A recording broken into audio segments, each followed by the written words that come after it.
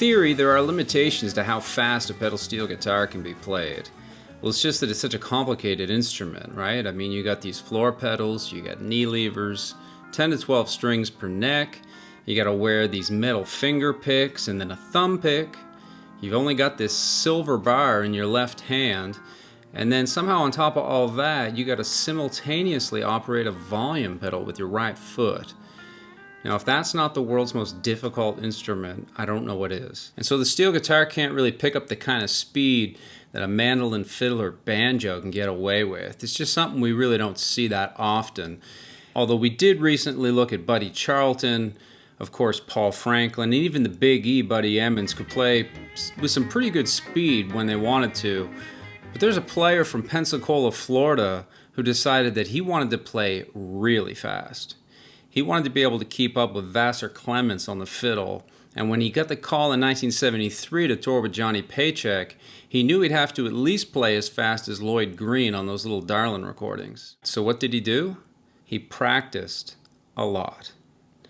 8 hours a day for months on end with his good friend and guitarist Gary Adams. So much so that by the time he got his break at the Demon's Den in Nashville, he was playing country western pedal licks faster than anyone we've seen so far. He's in the Steel Guitar Hall of Fame, he's performed all over the world, and his most recent gig was backing up Willie Nelson and Billy Strings on their collaboration single, California Sober. This is the story of the master craftsman, the underrated, often imitated but never duplicated, Doug Jernigan.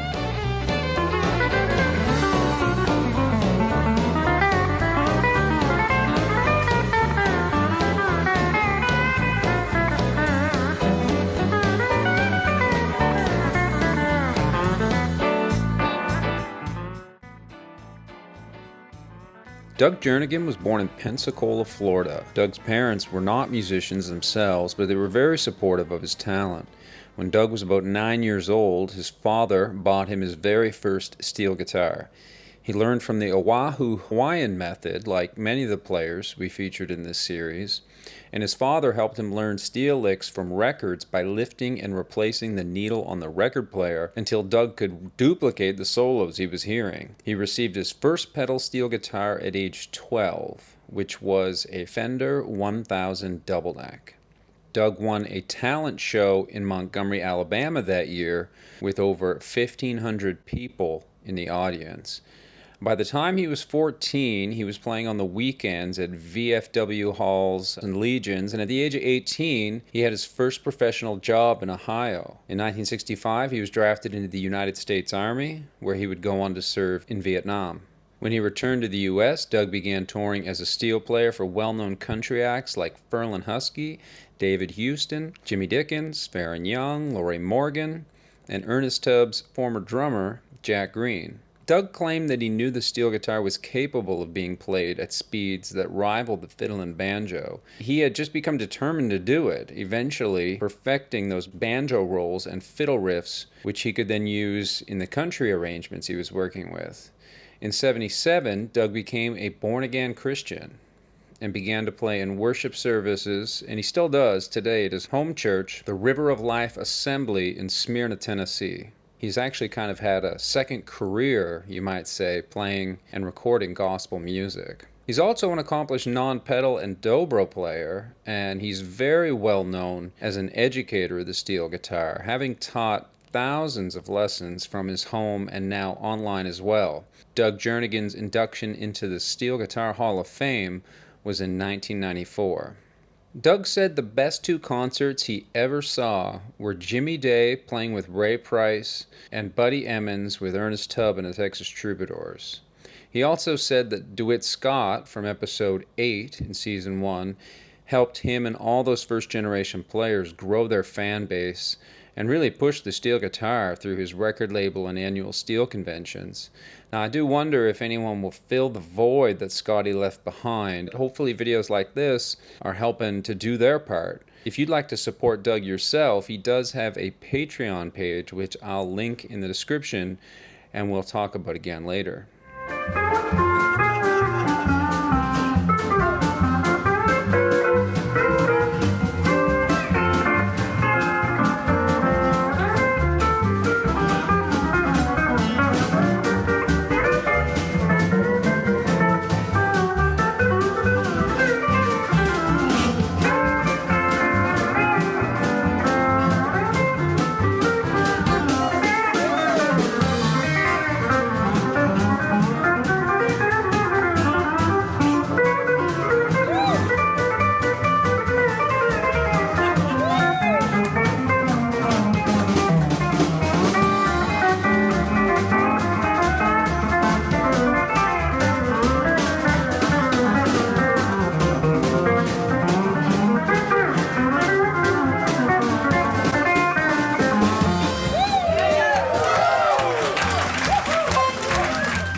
after watching some of this episode, you might be thinking to yourself, like, man, is he not the best steel player we've seen yet? And yeah, you would have a lot of company in agreeing with that sentiment. You might also wonder if anyone could really top what Doug's been able to accomplish in this total package, very complete style of playing that he's developed.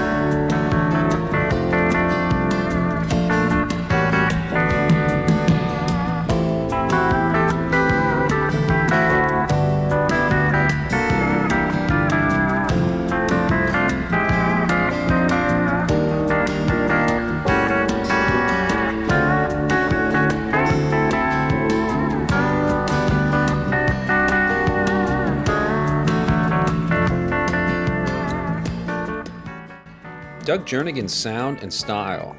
Well, Doug is probably most recognized for his fast and very clean Nashville-based E9th playing. At least that's what I think of when I think of Doug Jernigan. However, we would miss the mark entirely by categorizing him. He's actually a masterful jazz player on both necks of the guitar, as well as a very strong ballad player. Technically speaking, he may be one of the all-time great palm blockers. Very fast and very clean, which is tremendously difficult to accomplish both. So to summarize Doug's style, we can really think of it as the infusion of country music with jazz using a lot of fast single note solos. Here's a quote from Bill Simmons at the Steel Guitar Forum. He said in 2005, "Doug has to be one of the all-time great steel players. His playing is just unbelievable, slow or fast.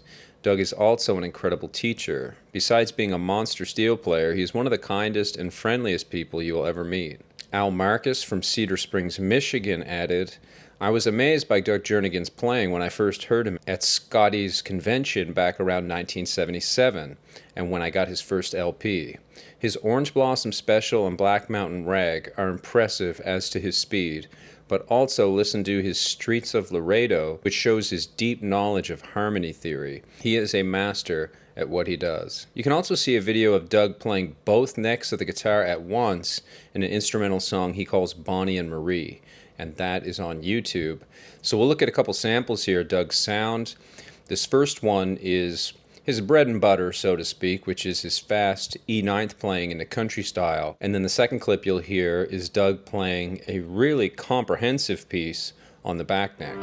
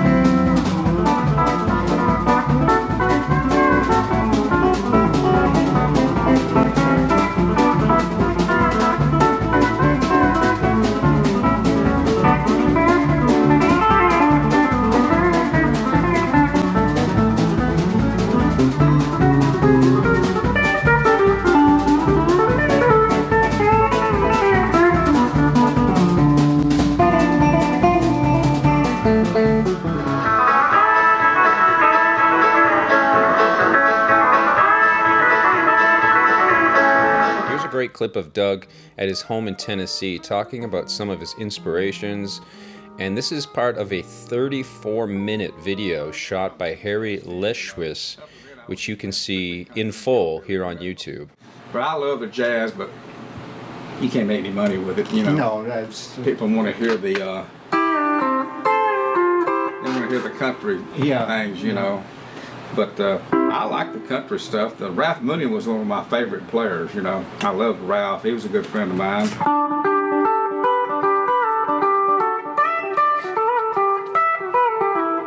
But I loved Ralph's playing. Of course, Buddy Emmons, when I heard him as a kid, he was playing, I think he played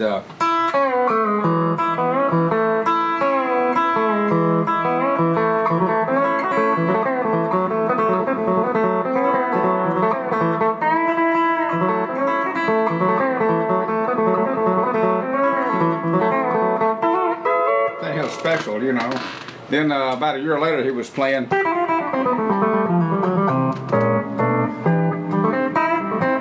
I never could learn that one. I was about 15, four-wheel drive. Yeah. But after I heard Buddy play, I mean, he was just, he had all the single string and he could play the country and everything, you know. And I started trying to, I learned a lot from Emmons, but then after I was 19 and 20, I tried to play my own stuff, you know. But Buddy taught all of us, you know. He was so great. So those are the many different sounds of Doug Jernigan. Here's a little montage of Doug doing some of his best work on a number of different shows, ending with a clip of him playing lap steel at a non-pedal show with guitarist Carco Clave. Take notice of Doug's very unique right-hand grip.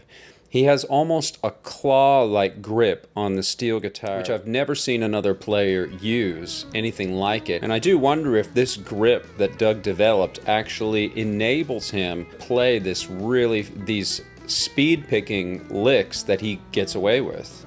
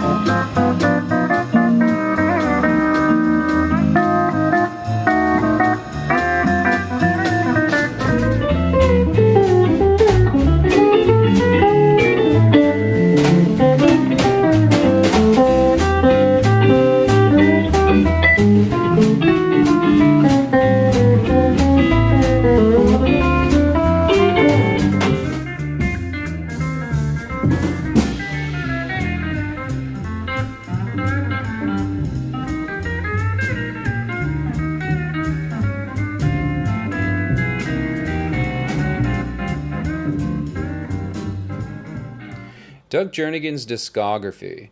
Well, Doug hasn't really had an illustrious career playing on hit records in Nashville.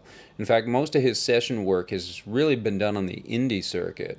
He had a couple of cuts with J.D. Crowe, Jim and Jesse, and with Johnny Paycheck, but we're going to focus this time just on Doug's solo albums because he's got a few of them, and I happen to have most of them here, so I can show them to you up close. We'll go in chronological order. 1972. This is the sound of Doug Jernigan and Gary Adams. Very old-looking record, and this one's kind of an improvisational sounding record, in my opinion. This came out on Star Records, 72.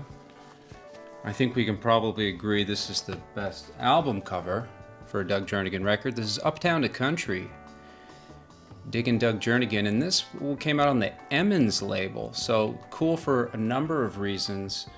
Buddy Harmon on the drums back here pictured, and this is an album that was a very big record for Doug. A lot of people were really keen on this album when it first came out. This is 1976 here. This is Roadside Rag. Great record. Doug's got the he's got a little bit of the afro hair there. This is on Flying Fish, right? Yeah, Flying Fish, just one of my favorite record labels. Yours too, probably. A lot of interesting stuff, and this beautiful shot of Doug on the back. Just one of the great studio portraits of him. We've got Harry Strzelecki on bass, Bobby Thompson on banjo, Buddy Spiker on violin, Roy Husky on piano, and California Blues, Vincent, one of the great arrangements that, Vincent by Don McLean, one of the great arrangements that Doug does here. And Homecoming by Tom T. Hall, yeah. Debbie's Song is really nice. That was written by Gary Adams. And then we've got this one, another great album cover. This is Cross Country, very young Doug Jernigan there. Very cool. All smiles. Again, great artwork for this album. Cool picture. This one was put out on Midland Records, so that would have been Scotty's record label producing and distributing this one. Delta Dawn, Lion Eyes, Don Henley and Glenn Frey. This is a record you want to get here. I really love this album. And this one here is my all-time favorite record. In fact, this is one of my favorite all-time instrumental albums of any artist. This is on Flying Fish, Doug Jernigan and Bucky Pizzarelli. This is a record you got to hear. Now, this is the only one of Doug's albums that's readily available on streaming sites like YouTube, Apple, Spotify. And this is I think this is one of the best projects that Flying Fish ever did. Of course, they like to pair artists together for stuff that was a little bit outside of the box, pair country and jazz artists together. And they made a lot of records we end up talking about in this series. But Honeysuckle Rose, Limehouse Blues, Shenandoah is probably the one you really want to hear, or Moonlight in Vermont. This is just a really great record. Was it recorded in Nashville? It was, yeah. Soundtrack Studios. And then Sky High Steel, 78. And this one again recorded in Nashville, Soundtrack Studios. Looks like he had a private, maybe investor produce this one for him. This has got another great photo here on the back, these old timers hanging out. Leather Britches, Doug's Melody, Sugarfoot Rag, Amazing Grace. You definitely want to hear Doug playing Amazing Grace. Steel Guitar Rag, Stomping at the Savoy. Great steel guitar album. And then this is probably is up there with the Doug and Bucky record. This is one you definitely want to check out. The production's really nice on this. It's very hard to find on vinyl. Doug Jernigan, country jazz, steel guitar, lives up to the title. And Anthropology, Charlie Parker, we got Summertime, Doug doing a lot of his favorite jazz, C6 stuff here. Wow, this is a killer record, especially if you are a steel guitarist. If you play, you're gonna like this record a lot. Really nice stuff. Those are some Doug Jernigan albums I got. Now here's a really rare recording of an instrumental recorded by the Lovemakers, which was the name of Johnny Paycheck's band. Now, did anyone else know that Paycheck's band was called the Lovemakers? That was news to me. Check out Doug playing on this killer track called The Ballad of Thunder Road.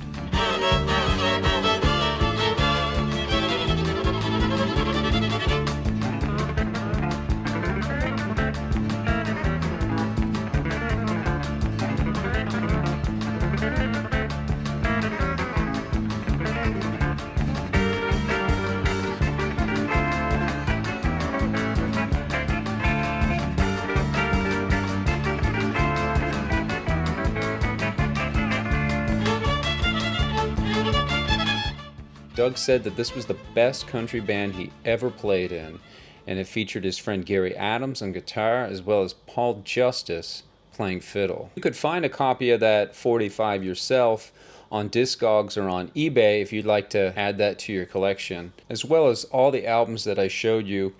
They're rare, but most of them do still have copies available in the secondhand market. Coming to a close here, I want to show you something that I really never imagined I would find. And it brings us back to an earlier episode where we talked about the sacred steel guitar. Well, here's a clip of Doug Jernigan, believe it or not, playing at a sacred steel guitar summit. And the quality's not very good on this, but what a treat it was to find this when putting together this episode. Here's Doug Jernigan at a Sacred Steel Guitar Summit, playing alongside Chuck Campbell and Roosevelt Collier.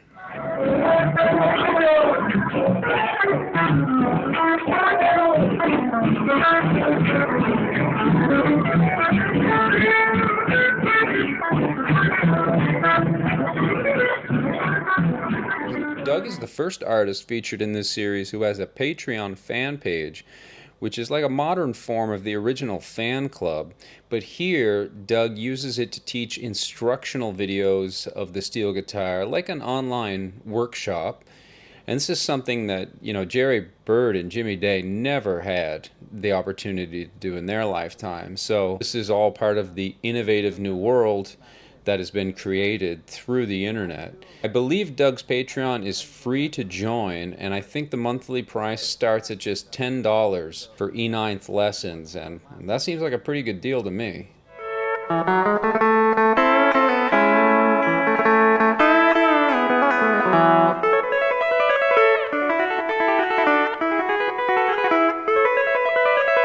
Play a little bit of Rolling My Sweet Baby's Arms, but play it slow, and then you can move it down. You can move it up and down the neck too, just your first 3 notes of the forward roll.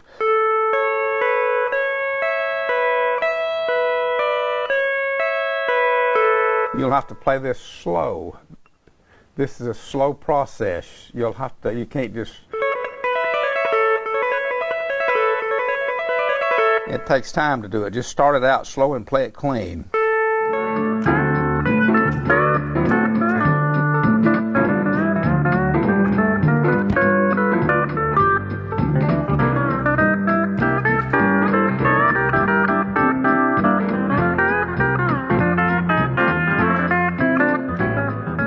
So there it is, the story so far of Doug Jernigan.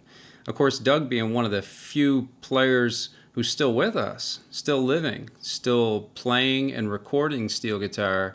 So please consider that and check out his website and Facebook for upcoming shows where he'll be performing. Definitely take a look at his Patreon page. He's a real down-to-earth kind of guy, and it's been an honor to speak about Doug Jernigan here today. The next time we meet, we'll be looking at one of the big names in steel guitar, a player that we kind of passed by in the 1960s who was right there alongside Pete Drake and Bud Isaacs. He once played with the immortal Hank Williams, and he was also once a member of Elvis Presley's band alongside Floyd Kramer. So until then, take care, keep it country, keep on coming back, and we'll see you next time. Hey.